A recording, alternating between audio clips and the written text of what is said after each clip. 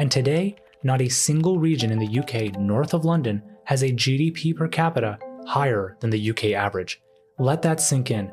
That means that every region in the UK, excluding London and the Southeast, is poorer than the average of the UK. Real quick, over 96% of you aren't subscribed, so if you've been watching for a while, join the 4%. It's free and helps the channel. Now back to the video. As cities become poorer, people begin to move to wealthier ones in search of greener pastures. It's only natural. In fact, this phenomenon is studied the world over.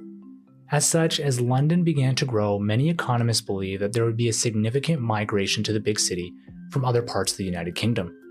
But they were wrong.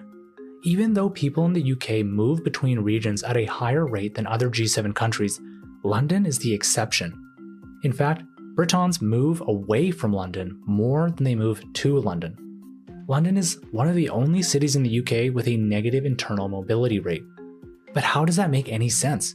Especially when you take into account that median household incomes in London are 14% higher than the UK.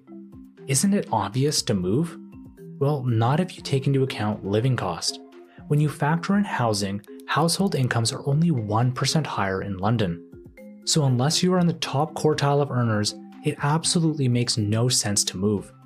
Housing in London is nearly 2 times greater than the UK average.